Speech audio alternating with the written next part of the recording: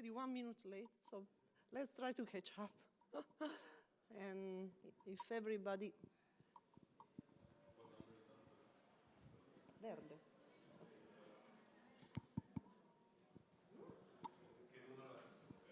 Quattro.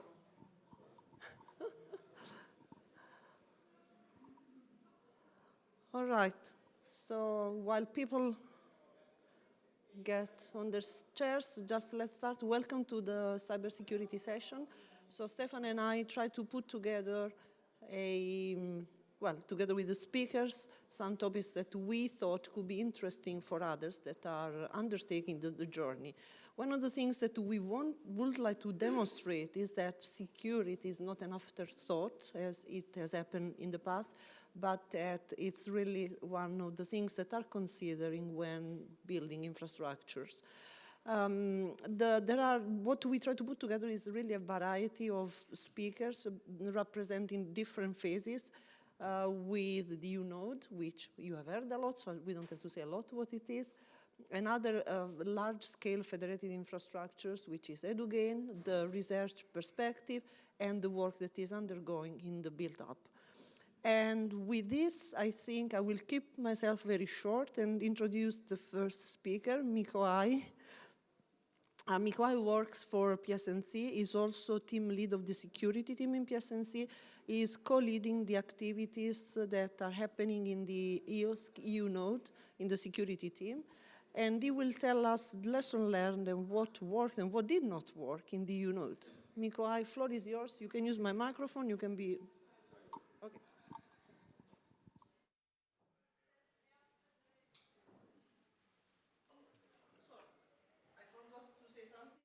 Give me 1 second. There is the Slido here, and given the size of the room, we would like to take questions live, so no Slido. Nonetheless, I think it's nice if you can amuse us and provide some feedback to some of the questions that we put there, because it also helps us to get a little bit of a perspective, where you come from, what's your perception, what you are doing or not doing, and then we will look at the results together. Thanks. Thank you, Lisha, for the kind introduction and invitation to the session. Hello, everyone. Of course, Stefan, thank you as well. Thank you for the invitation, for the introductions. Yes, I'm the team leader of the Applied Cybersecurity Solutions at PSNC. And today, I will like to tell you a brief story about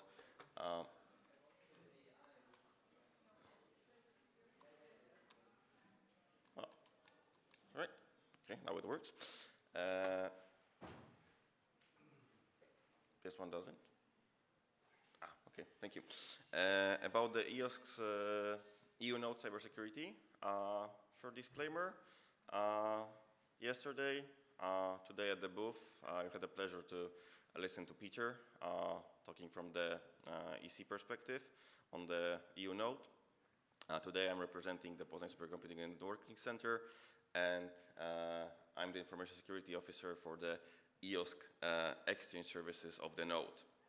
I'm part of the bigger team later, and I will describe it later.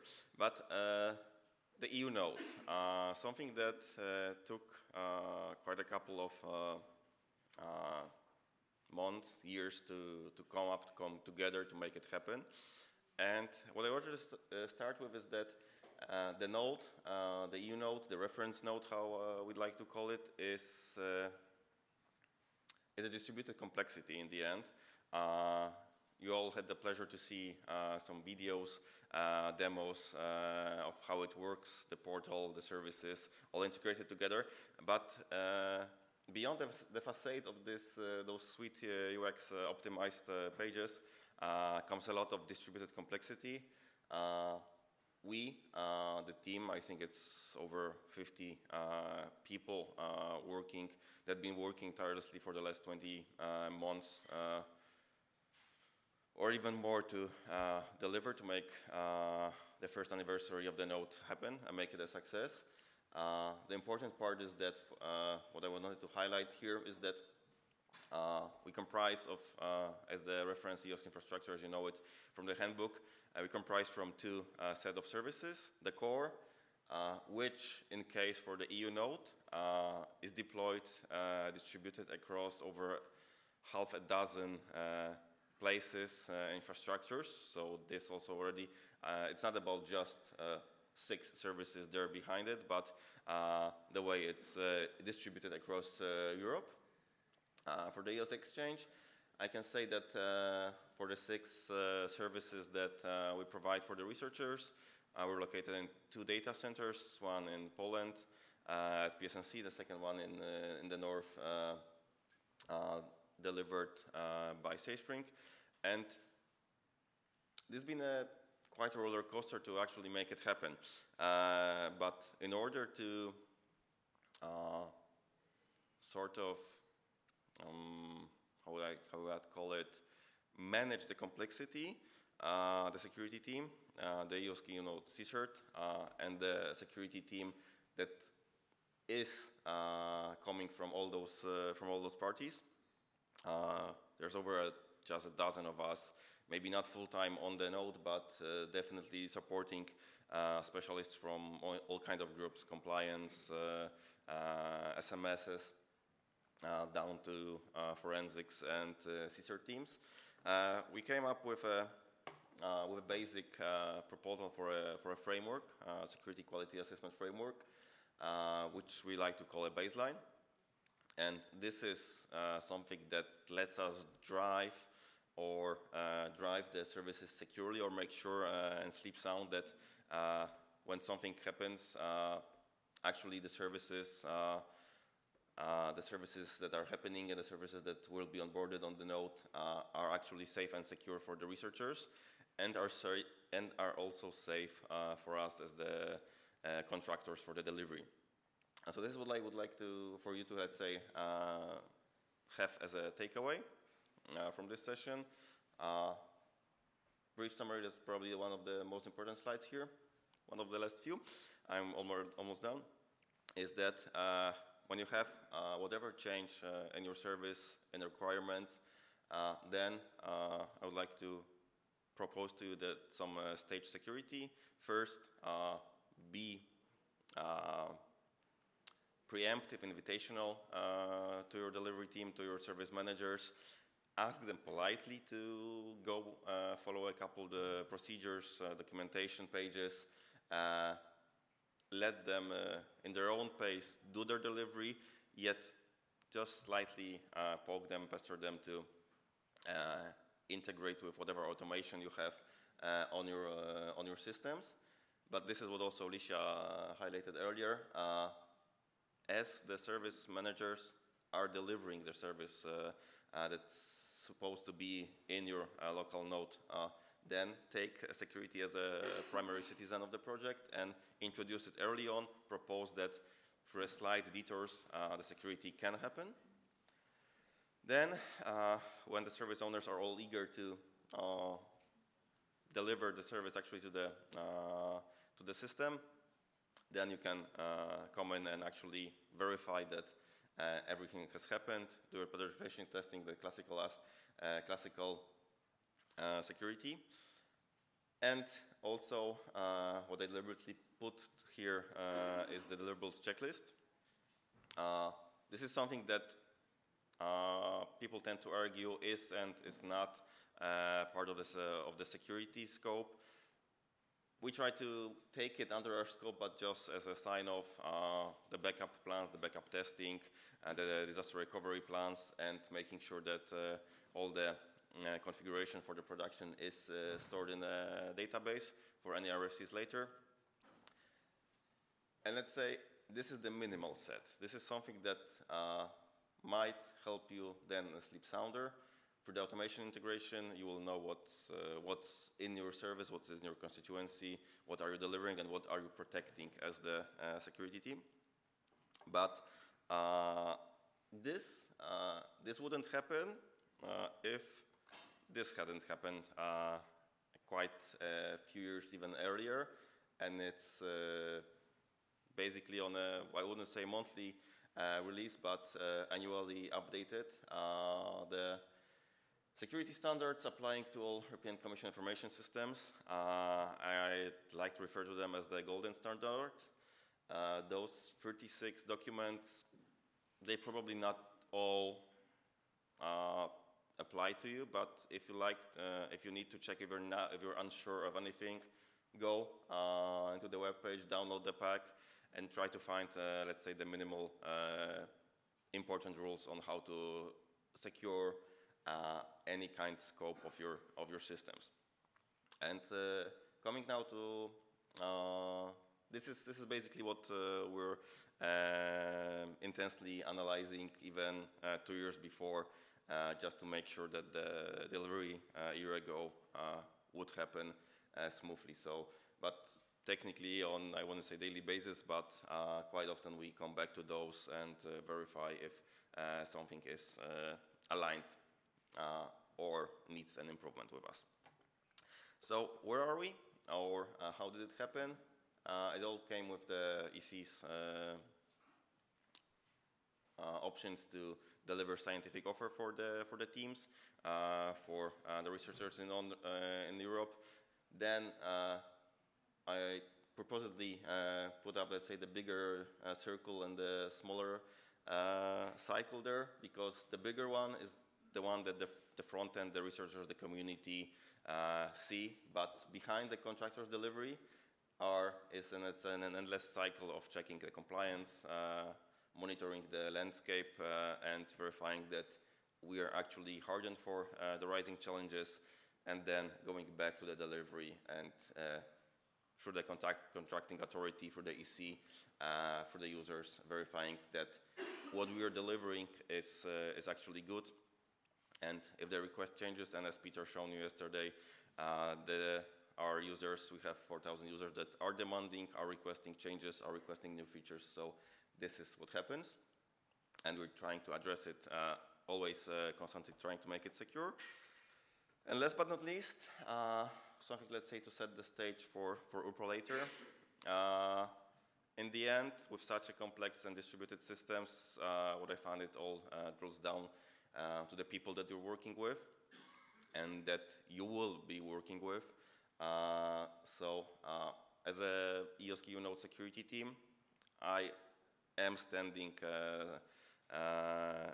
with the EU node. So we do welcome you. As Peter said, we do welcome you. We want you to onboard us, enroll in a federation with us. But my primary aim is to secure the node and make sure that anything within the Open Science Cloud EC Europa EU domain is secure from whatever threats that might come from the onboarded and new federated services. For that, we participate with our service providers on the current exchange, and as we're probably saying in a moment, the work group, the security work group for the federation, please join it. We're setting up their procedures, teams, establishing lines of contact, and making sure that if anything goes sour, we don't want it. We'll probably train for it, but we don't want it. But we want to make sure that we're prepared if anything happens, to minimize any collateral, any damage, and contain any possible incidents as early as it will all let us sleep sounder. Thank you.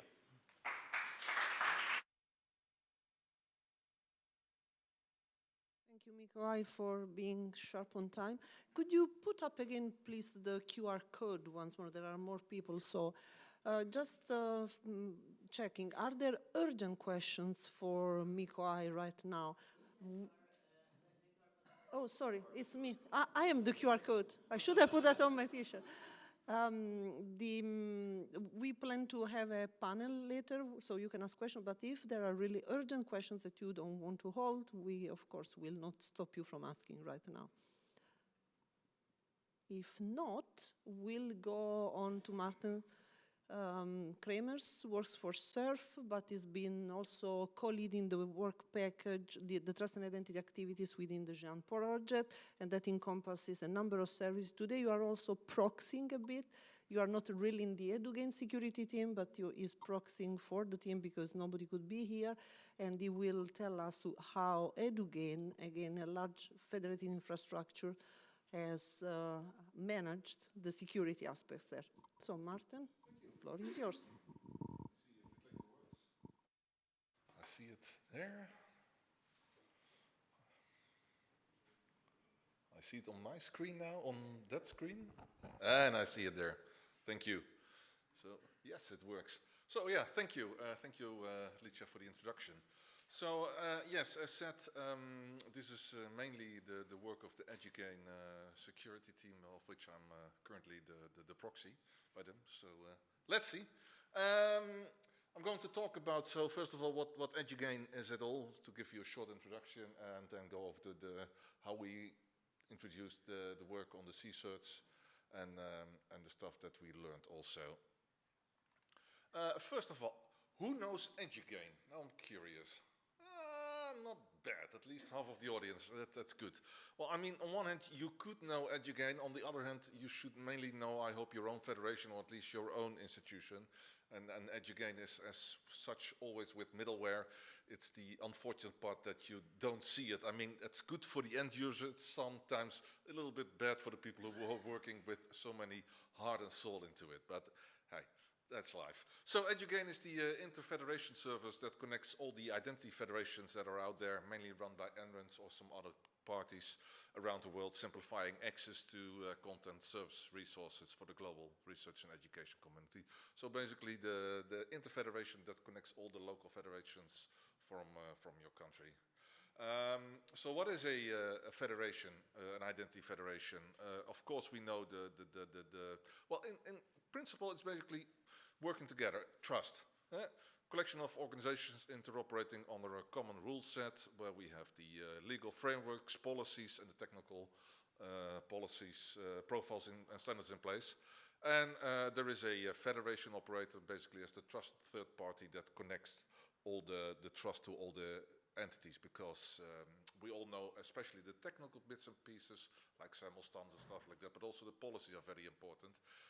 And a federation is basically there that otherwise either a resource or a university has to connect individual to all these resources, for instance in their own country. And if you have to do agreements on a bilateral scale, well, that doesn't scale because it doesn't work, you don't have the time for it. That's a place where a trusted third party like a federation comes into place, so that you have a connection and an agreement with your federation. The federation operator basically tries to follow up on those rules, and basically everybody only has to make a connection to trust the federation, not each and every individual entity as such. Well, on a national scale that works out quite well. My home country has Serve Connects. We have basically all the higher institutions now connecting to our federation, and people are heavily using it for all kinds of services, both education but also research services. If we go to a larger scale, then we get into the interfederation stuff, where you have the IDPs connected to a service provider from another federation. Well, there it gets a little bit more interesting, because that's a rather complex ecosystem. For the sake of time, I won't go into it, but very shortly, some of your IDPs can be part of the interfederation, some of your SPs can't. You need to reconnect. Some do have mesh federations in a technical setup, so you connect directly. Some have a hub and spoke. It can get quite complex rather fast, given the really federated scale of this. We do have a governance structure. For the sake of time, I won't go into it, but there is basically a governance structure also from all the federations to govern the EduGain interfederation, to make sure that each participant therefore also can trust the other participant.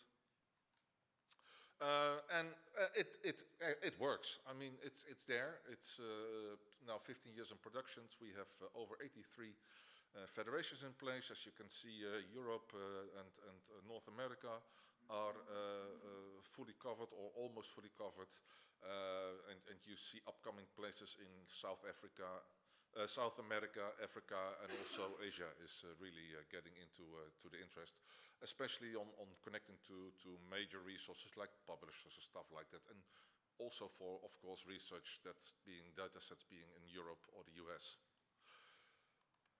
So, to the actual topic on the trust aspect.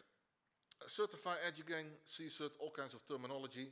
What do we have here? It's the, even already a little bit shorter, there was a group called FIMFRA, Federated Identity Management Research, which had a paper in 2013 saying, look, these are our requirements which we need to do proper research and in context of federated identity management. They came up with, I think especially CERN came up like, I want to have more stuff on the trustworthiness, on the security aspect, like if an incident happens, and incidents do happen, what should I do?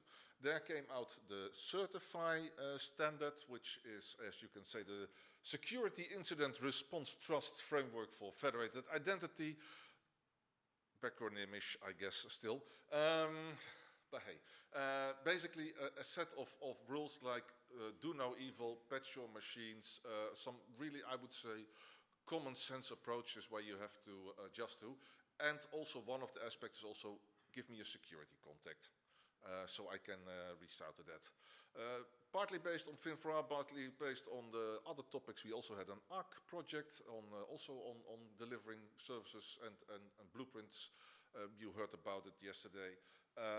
And here also came out the fully security incident response procedure, because having a security contact in place and having your security right, or at least stating it, doesn't say that it's fully in place. Well, based on that also Edugain got its own CSIRT, its own security team. We ramped that up in 2019-ish, and 2021 we really had a large global scale incident to tackle.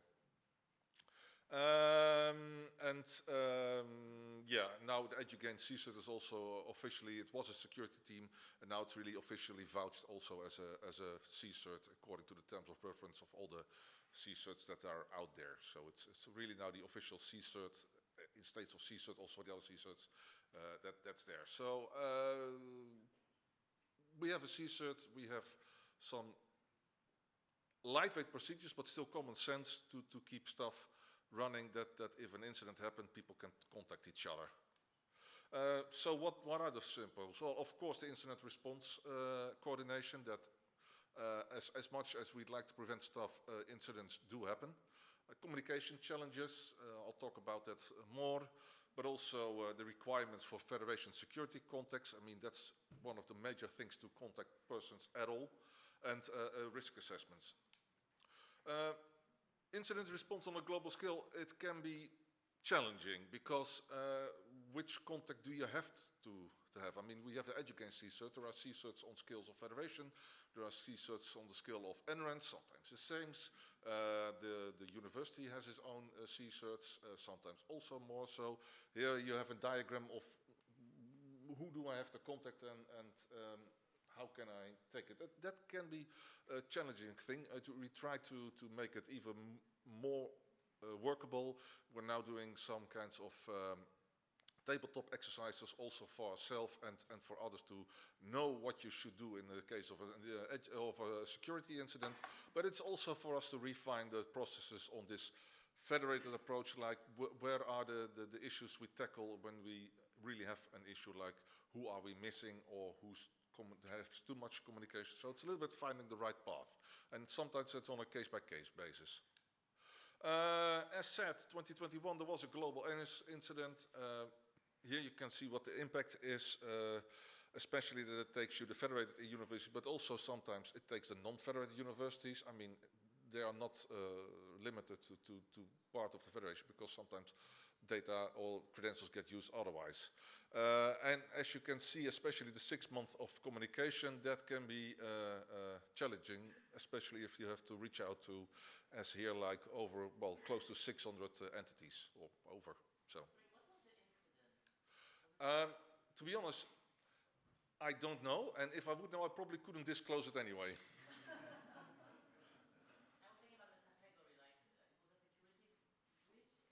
As far as I know, it was exactly a security breach where there was some patching involved, but to be honest, I don't know the exact details. I was kept out of it, and to be honest, it's okay for me. I mean, no need for me to be per se, but a good question, but I don't know. That's the most honest answer I can tell you.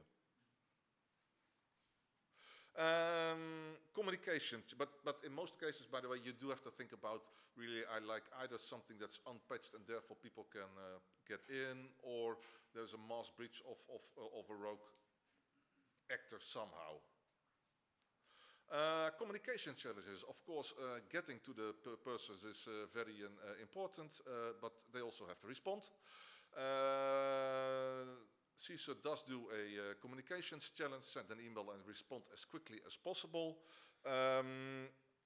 Here you can see out of the 48 participants that has been challenged, 37 reacted, and 34 did it in the 24 hours that is basically required by common sense. To be honest, I was a little bit disappointed by these numbers, but that's my personal feeling. I think if you do it right, if you do security right, you have to make sure that your processes are in place, because these are one of the things you can see how trustworthy you see your infrastructure. And I don't say that people who didn't respond do a bad job. There can all kinds of risks, but I'd rather see as high as possible response if you want to. I mean, this is one of your, well, KPIs, challenge. That in Dutch it's lakmoesproef, but I'm not sure what's in English. Well, so yeah. Security contact also in place. As said, we have certifying place where you basically say, I do no evil and I publish a security contact. For some reasons, people don't always want to feel that they are liable, stuff like that. They not always want to publish certify. I think they should, but again, that's my personal opinion. I can't change all 10,000 entities. To 1 minute, I'll go very quickly, thank you. But here you can see that at least we're trying to get the security contact in, and also I think mostly of the common sense thing like, do use, for instance, a functional address, don't use personal address. If you already have a security process in place like your ENR and your CCERT, reuse that one. Do respond, do use TLP codes, do react to communication challenges. If you have an incident regarding EduGain, take EduGain in place. Finally, and this is my last slide, so it's a positive sum game.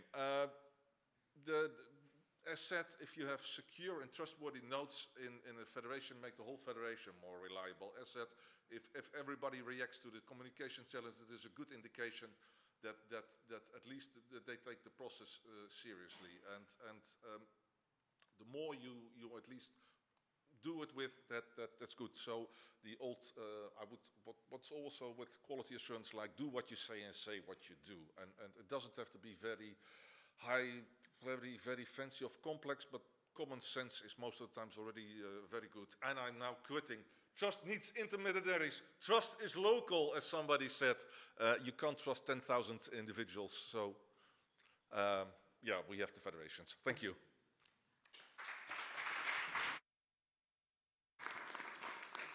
Thank you, Martin, for this. Actually, I will stand this way so I don't block the projector. So many things to reflect here, but just very briefly about the points that you have provided feedback for the poll. And actually, I don't know, surprisingly or not, one of the most things is security is chaotic, which maybe looks chaotic when you hear that there are how many 36 papers to read from the EC. I mean, that's kind of a active production. Too proactive, block first and ask later. Maybe those are some of the things that we could discuss within the federation, within the UNOD, how we bring a bit of order in the chaos, maybe if it's possible. So you will get soon another question, so keep monitoring there because we will follow up. And in the meanwhile, we'll go, yeah, thanks for showing the results so you can see I didn't make them up on my own. They are effectively what has been provided there at Slido, and you get the QR code again. Okay, then we'll continue with the next speakers and hold the questions for Martin and for Mikoai for later. Urpo Kaila and CSC. I think Urpo has been around for quite a while. You have seen him, head of cybersecurity policy at CSC, and also the coordinator of the cybersecurity subgroup within the EOS Federation build-up group, and probably even more, but we'll stop here. Thanks, Urpo. Thank you, Alicia. It's a pleasure for me to be here, and very nice to continue from the previous presentations here. I try to have a little bit different approach. I try to paint the big picture of cybersecurity for you. So what are the, in my opinion, the important trends and in general and especially for EOSC. Let's see if I had that picture here next. So let's start with the risk. And the source here is ENISA,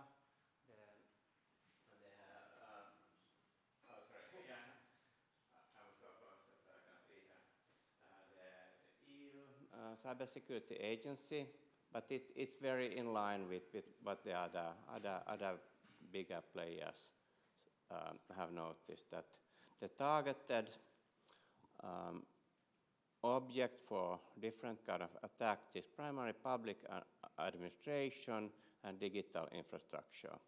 Less companies and less kind of security infrastructure. And we belong to that group. So we are targeted for various reasons, not perhaps for kind of immediate monetary gain, but we are very visible target, and especially in the current security landscape, I think we should be especially well prepared for that. This is nothing new, but it's a trend which have become stronger. And then also a very, very common trend is that the main threats come from the supply chain or the logistic chains. And now, as we have heard here during the days here, that we are extremely dependent on each other. And the network is complex, and traditionally it has been based on implicit trust. That we think that they are nice people, we trust them, but we have no idea how they see security themselves. And as we know, there are very different perceptions of security. One is kind of the implicit reactive security. You try to do it, what you think is nice, and then react when you have an incident. But the challenge now that we should be proactive. We need to have a plan, a framework, and also be able to have a mechanism to communicate the trust, how to ensure the security. And that's a big change for us. And also ENISA sees that exploiting this trust relationship, also in software components, for example, it's a very big issue. Then we have another big challenge, and that's the compliance part, because the funding parties and the politicians, they have now waken up that they want us to ensure, they require us to ensure our security. They are not quite sure how to do it, but there have been a massive wave of different regulation.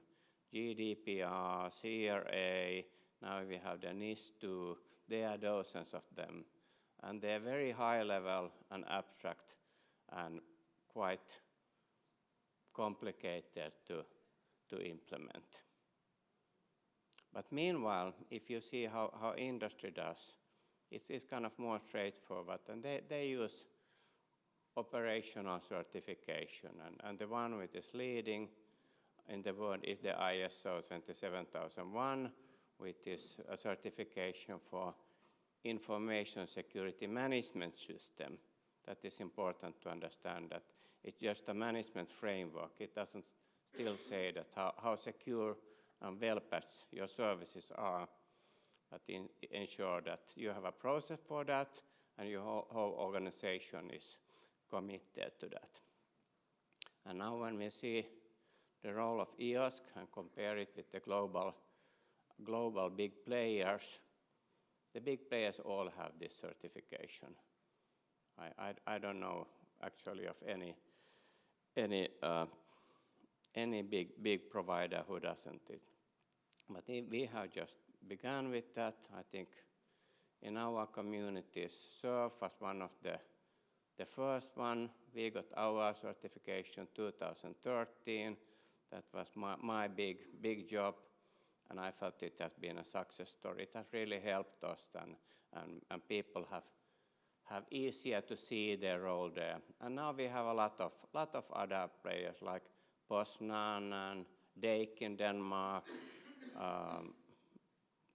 the Spanish network, and I think the number is growing, and I think it's a good way. But this is not the objective. It's just a tool. It doesn't solve the problems. It's a framework how to move on. The objective is to protect against this risk mentioned here before. The very narrow view is the confidentiality risk. The risk of intrusion, account compromise, DDoS, perhaps, but the bigger risk goes to integrity and availability. Then they are more complicated, and for that we need the kind of a more advanced tool.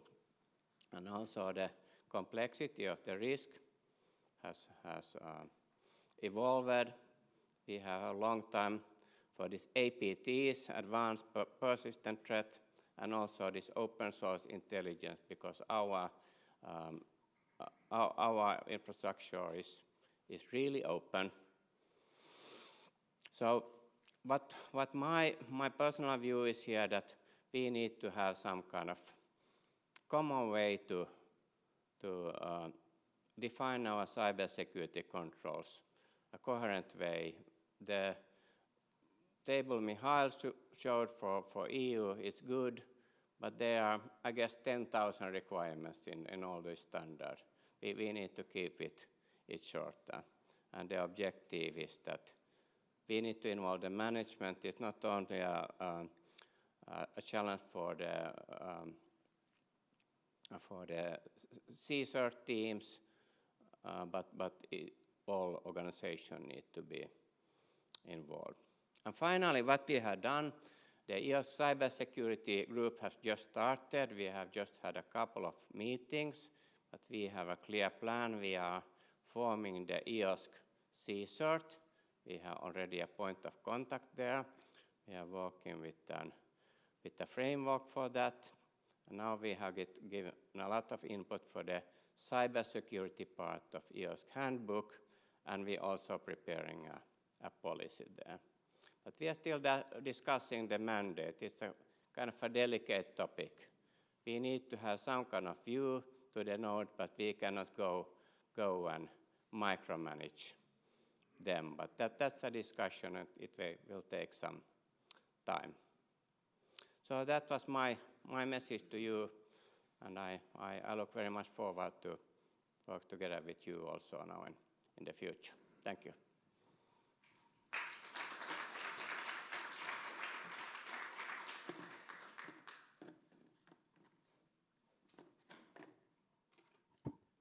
Thanks, Urpo, for the overview and also for updating a little bit about the status of affairs in the EOSC built-up federation.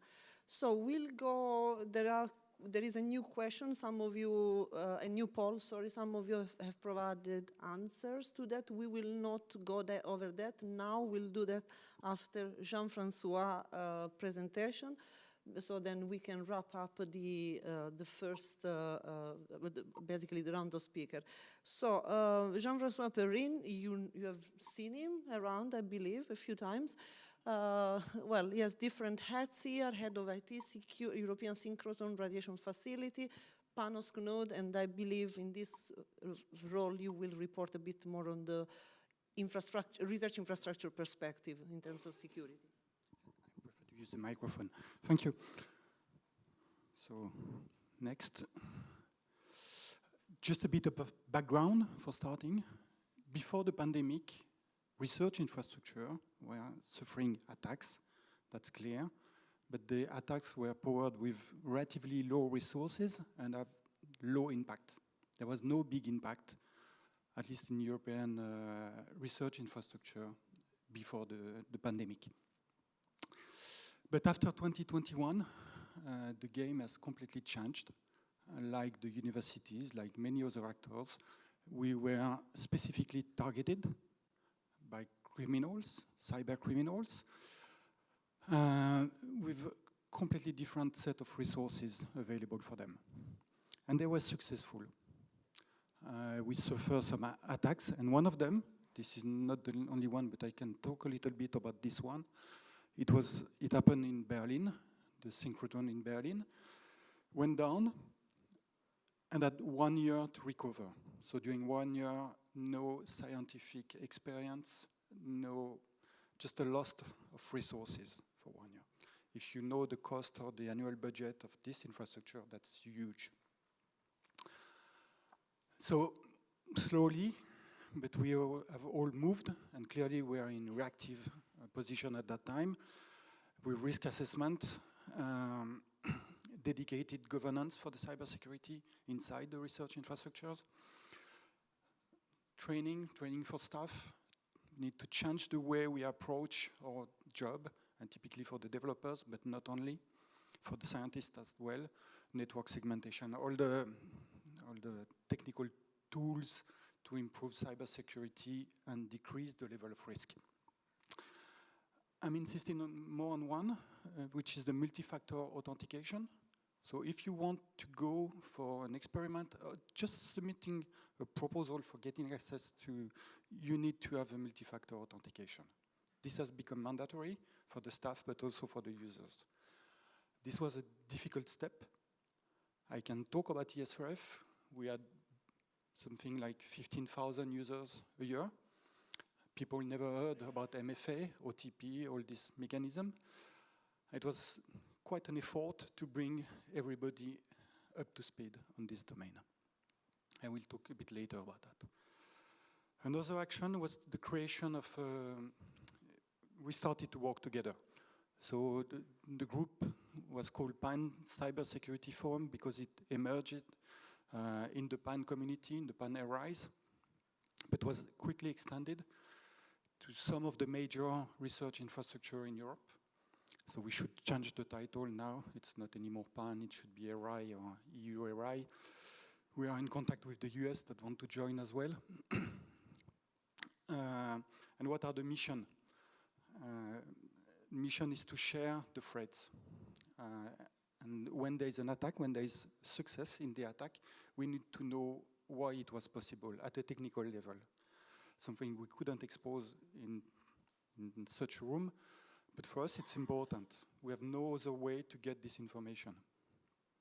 Share the best practices. Research infrastructure is quite weird in the way it works. You should see it as a production.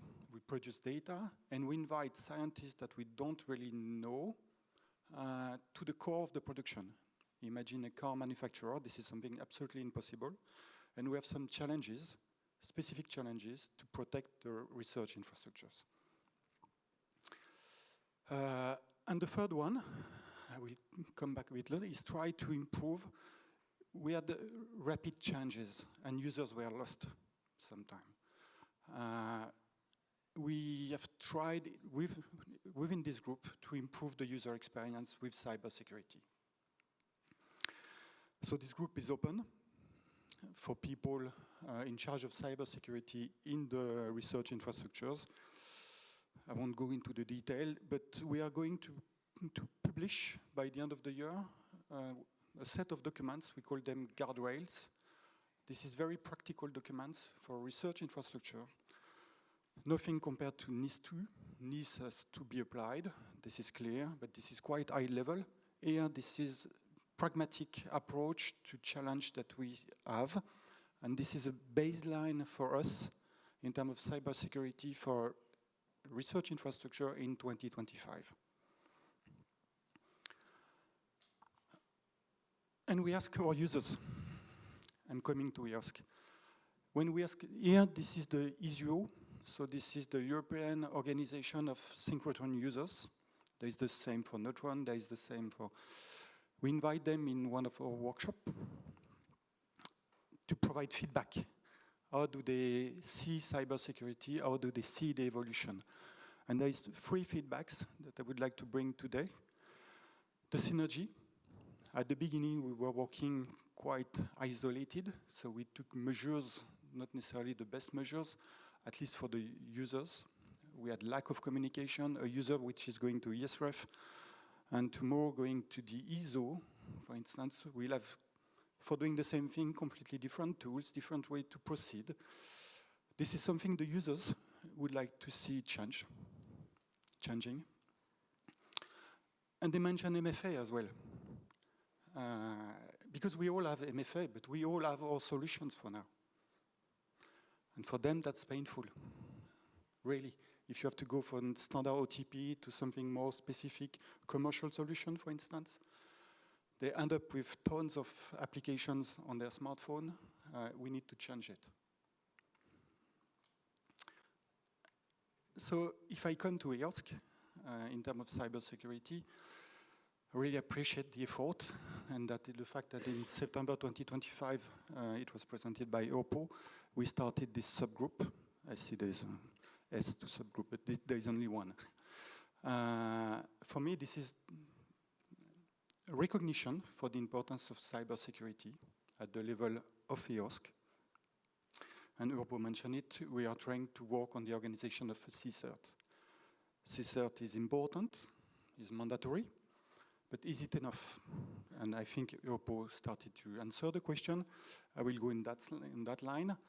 What are the risks that comes with the EOSC Federation? Currently, it's not very clear for me, not very clear for many people. We can immediately think about supply chain, which is one of the main targets at the moment to enter into a network or to provoke damage. I could mention the recent rise this summer on open source developers. And there is one famous case, which NPM. Many people are using NPM. And by attacking a developer, people were able to ingest malicious code in something which is standard, which is used by many organizations. And this is a serious threat. If we think about EOSC, we are promoting cross-node services. We have seen it during these 2 days. And this is probably there where we have some risk, but we need to study it. I'm really convinced about that. And to conclude, there is also opportunities. Cybersecurity does not have to be a pain for the users, does not have to be chaotic. We can address collectively some of the difficult open questions. Identity vetting. We have seen in, I don't see the people, presentation that when there was an incident at the level of EduGain, it took 6 months to contact everybody. Today, this is not acceptable at all. And we have a problem in ARISE. This is the identity vetting, for instance. Before the COVID, most of the experiments were done on site. You have to come to the premise to show your passport. We know who you are. Today, after the COVID, and during the COVID, we opened with remote experiment. So getting access to the core of the production of this multi-billion in some case, but multi-million, multi-dozen million infrastructures, and we don't know who you are, really, and who is behind the account. This is why we introduce MFA for the who is behind the account, but who you are. We rely on mechanism where we are not completely sure that's up to date. Have you left the university? Have you moved to another job? To another country? We discussed with Jean, and I'm pleased to see Christos there. Jean and Christos was invited in one of the Pan Cybersecurity Forum workshop and presented some ideas, which we really believe in. Having some identity vetting at the level of the ESKI, optional, sure, but for services that need it, it's important. The MFA. EOSKI is really the place to put in place MFA. Currently, you have MFA, have some pictures from the SRF, from CERN, from all the others.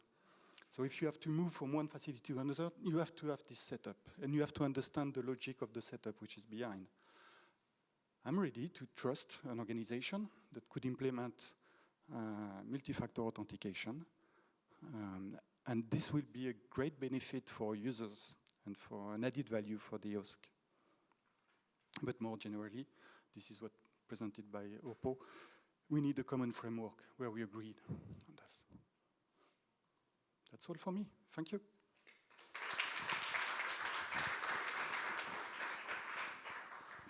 Thank you very much for this. So I would like to invite the speakers to come here, where there will be chairs.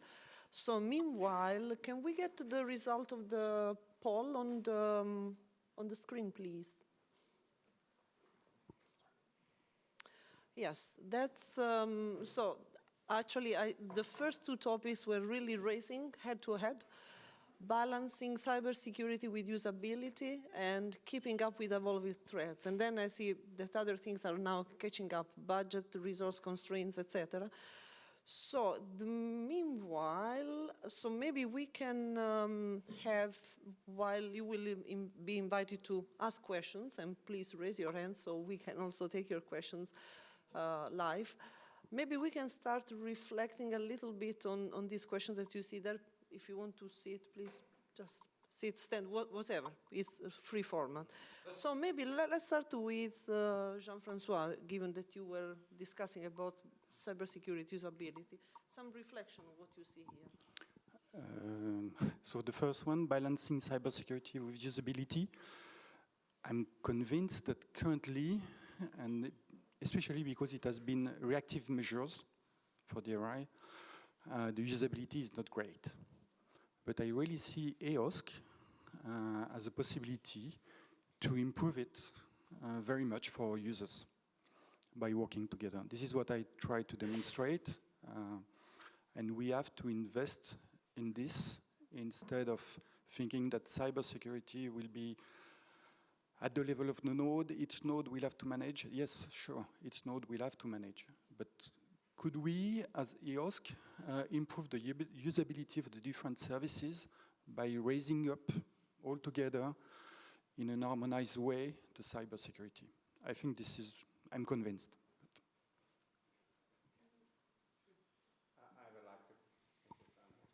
I would like to comment also that the question about balancing cybersecurity with usability. You must always do it. Is it not done? Okay, but you must always do it. Security has always a price, but it shouldn't be higher than the service. So it's a default question, not an objective. Can I, actually, I'm going to need to, yeah, force you to say. So at least we have more mic. Okay, right. Can I get also a comment, for example, from Martin? Short comment from Martin. Collect those, yeah. What's the number of your microphone? It's working and it's 13. 30. No, Okay. 13. 30. Can I get also, Martin, a quick reflection on the, let's say, education perspective as a more mature infrastructure being there? I mean, Jean-François said in 21 months to get in touch, it's not okay. I agree. I mean, it was the first one. Yeah. But still.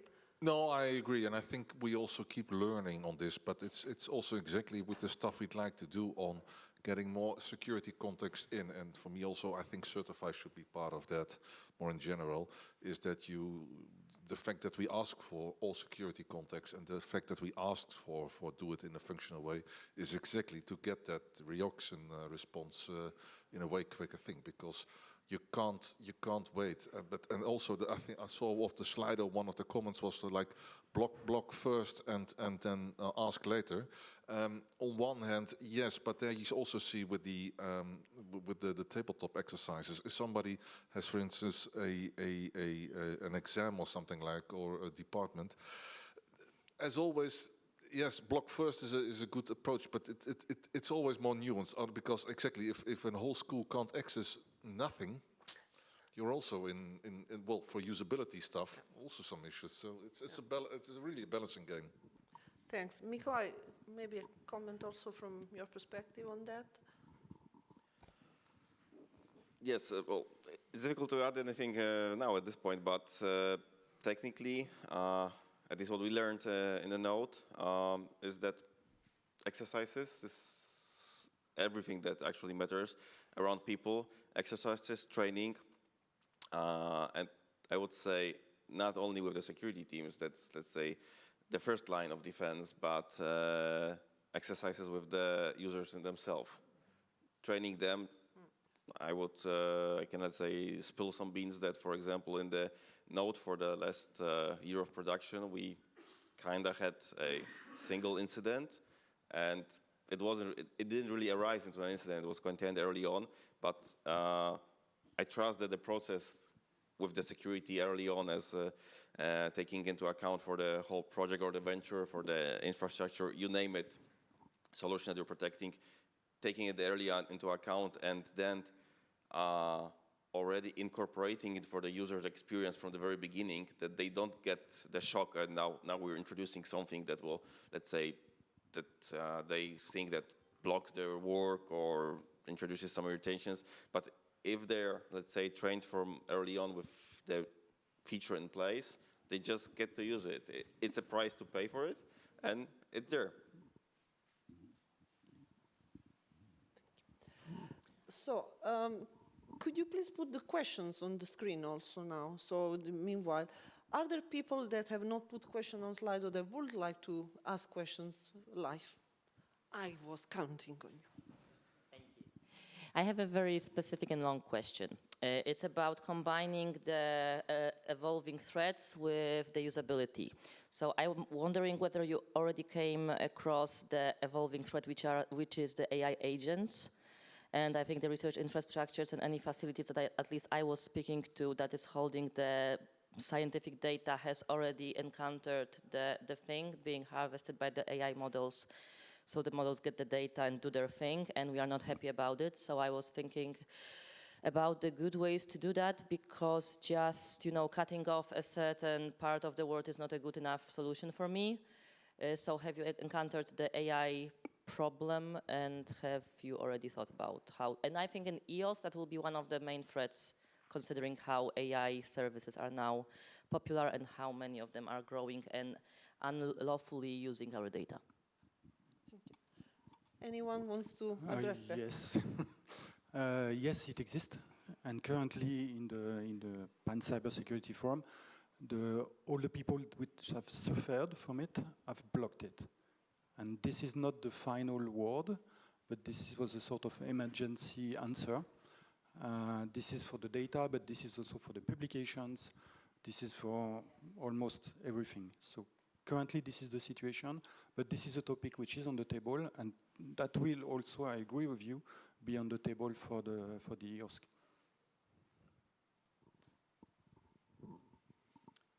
I would like to comment here between the previous poll here about how to manage the trust. So the reality is that risk management is almost non-existent in our environments compared, for example, with financial sector. And there are easy ways to implement it, but we must make it so that it makes sense, that it's not an empty formality. We could include it in our continuity plans, for example, in a way that it's understandable. And the second comment was about the budget for security. So if you don't have resources, you have no security. If you don't plan security in the services, there will be no security there. There will be incidents. Yeah, so I have a question sort of related to what you talked about, Upo, on this risk management and risk assessment. If I was approached by a researcher at my university who wanted to use, say, the EOSC node to store their data there, take their valuable research data, put it on the EOSC node, I, as a representative of the university, would like to be able to assess the measures you've taken. So is there a framework whereby I can actually look at what measures you've taken to see if these meet my risk appetite? And I would very much like to see that across all of the EU nodes. A short answer is that the most common and well-known framework is the ISO 27001, but it takes time. So maybe we could think about some basic level framework, and we have existing framework which we could just take in use, where we kind of include and verify the very sensible part. The certify as part of a framework we were drafting already at 2010 or so, and I think that would make very sense. And there's a section for risk management. The WISE baseline and the SCI, which was also endorsed as a very pragmatic, just like certify, a pragmatic, I would say, common sense approach on certification. Of course, I also see here the question that, well, many cloud providers have ISO 20001, university, how do you address it? Ideally, yeah, they would go in that too, but otherwise, exactly agree on a common standard that's possibly less light, less heavy, but still addresses the most crucial things. And for that matter, I also fully agree on the risk assessments. We're not doing a very good job at that always, because if you know what your crown jewels is, you know what to protect.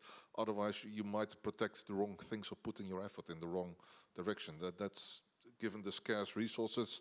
It's best to put in the time and effort in the most important stuff first.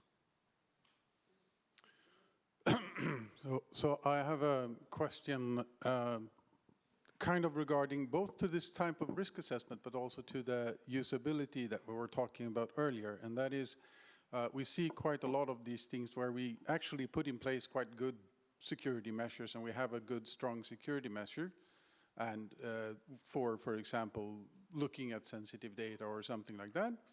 But then the users will then log into their systems, and then they will log on to a unsecure channel for doing a chat or video chat, and then the entire security chain is broken. Do you have any ideas or suggestions on how to sort of work towards preventing this glaring security problem that we have on the universities? That's a recurring problem, and it always will be.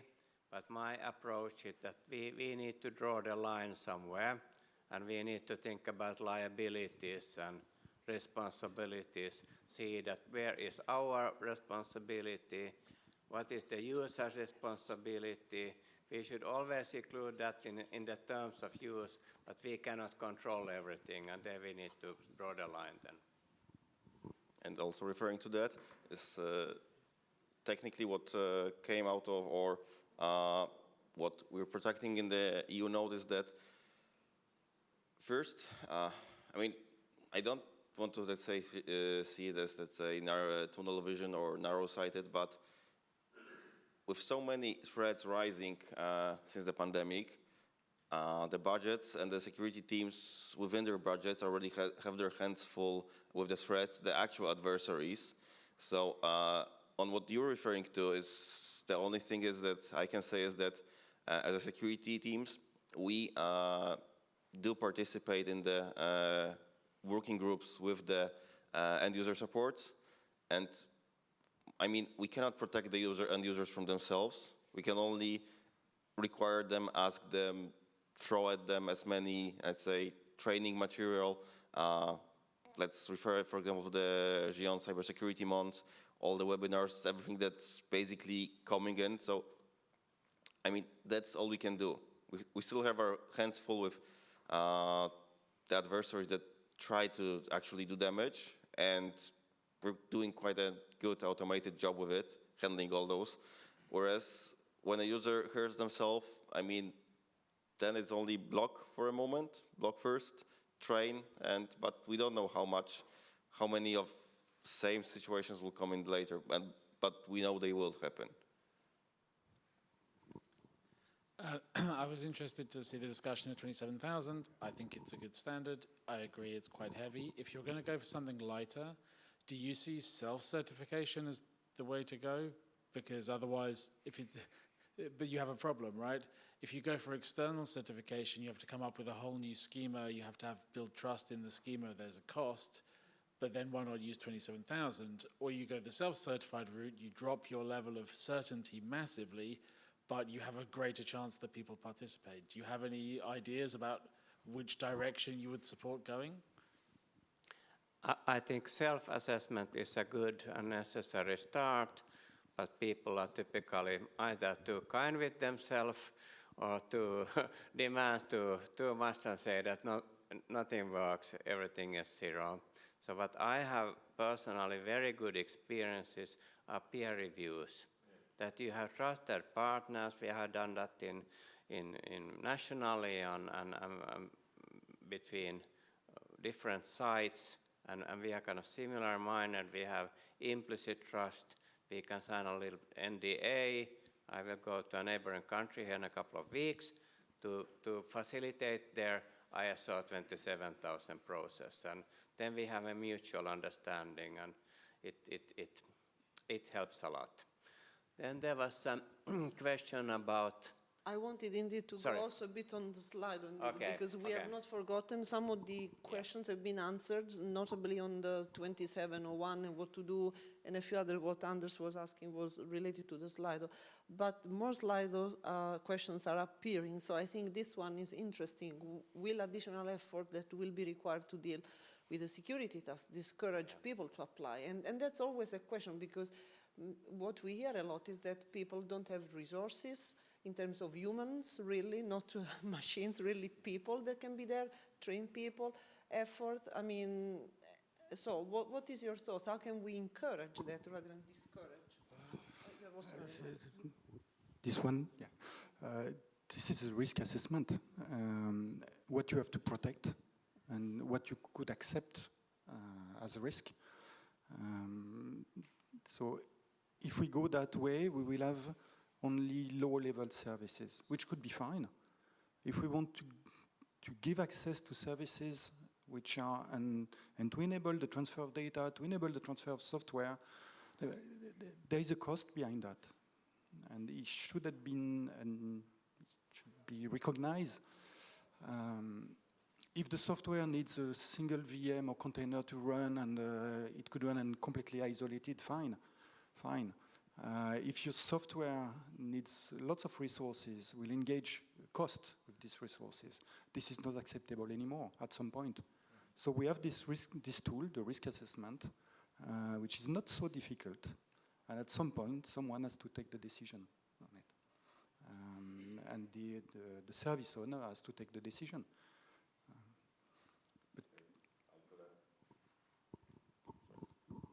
Number 5 is not working.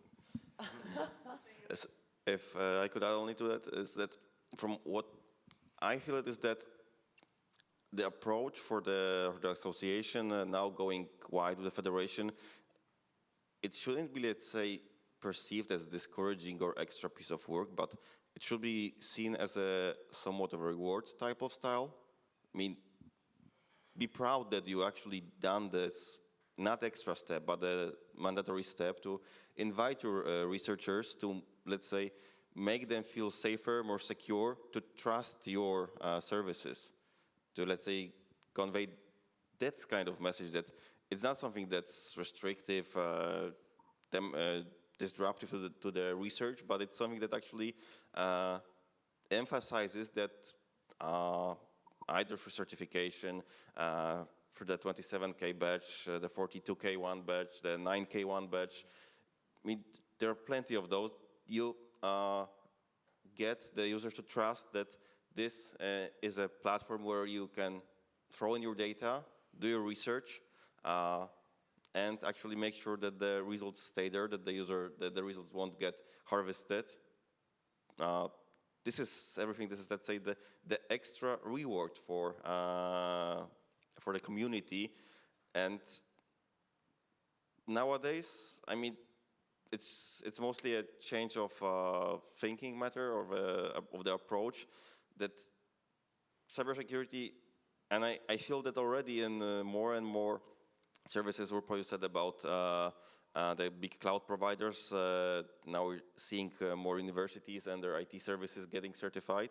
And I think, for example, as a research and development company that I come from, the PSNC, doing certification came also as a sort of a possibility, a chance for us to actually deliver the new services that are now more and more requesting you need to be certified. You need to be certified, proven, or unless people want, fund any research there. I want to, sorry, because there are some other questions. I just want to make a quick comment on that. Yes, certification, but it's also expensive in terms of time and resources. And there is concern where this will lead and what we can do as communities. We could also have best practices, follow a certification model, doesn't have to be fully certified, where we commit to really work on. But just because I want to cover very quickly, I'm sorry, the questions. Jonathan, is your question been answered? We talked a lot about 27, so that we can take it out. Okay, thank you. Then there are a couple of questions. Some people have interest about federated services for cybersecurity in EOSC. What are they? Secret services? Where can they find them? Do they exist? Well, I would like to answer that, but first I still would like to comment about the question about how to avoid to frighten parties to join the EOSC. And my solution for that is that we need to have different levels for security. If you have a proof of concept, then it's enough that you do a self-assessment or certify or something in that direction. If you have operational security, then you should have higher. And then when you go for classified data, sensitive data, then you have all this, a lot of different detailed instruction. But for federated security, I don't think we have yet specific services, but there are, for example, our AAI, that's in the fact a security service.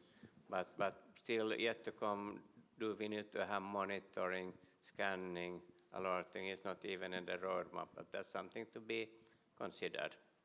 Yeah. Maybe I think this will be last question.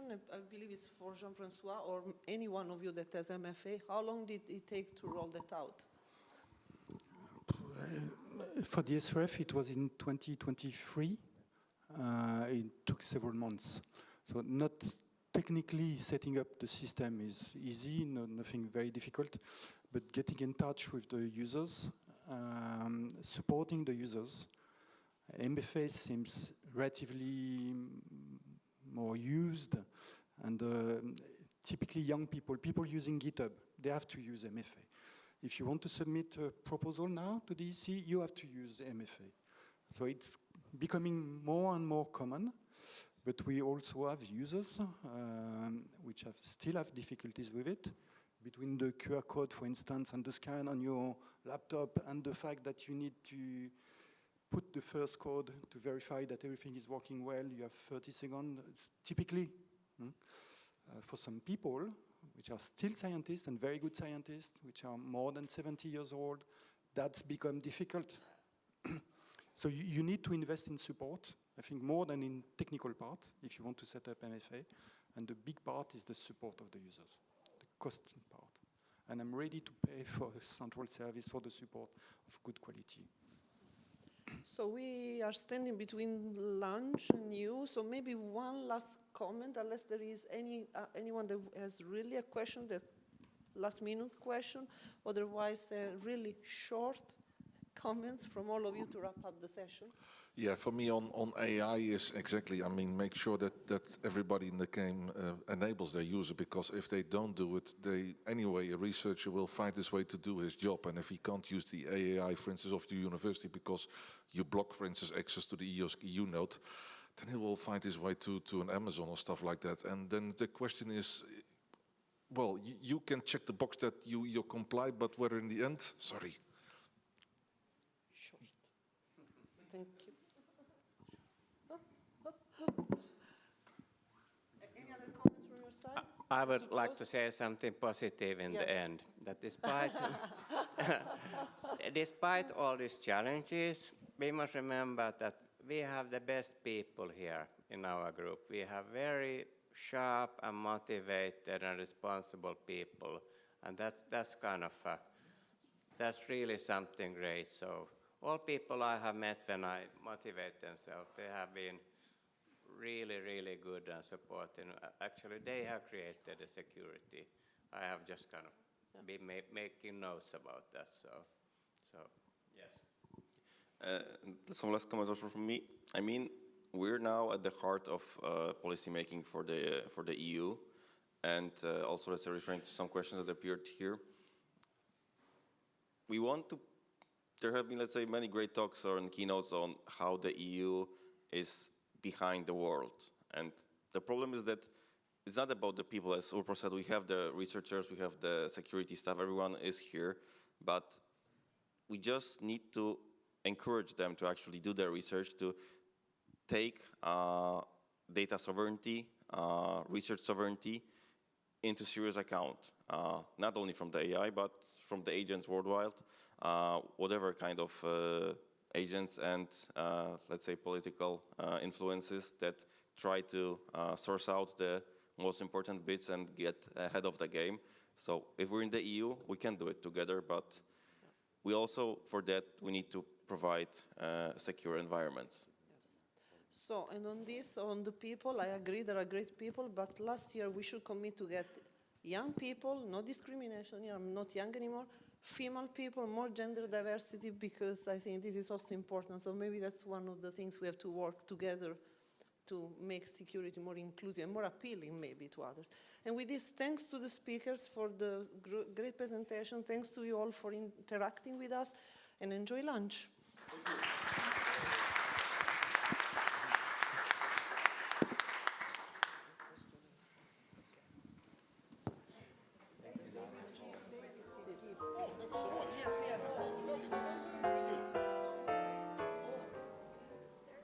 When we want to love, we love.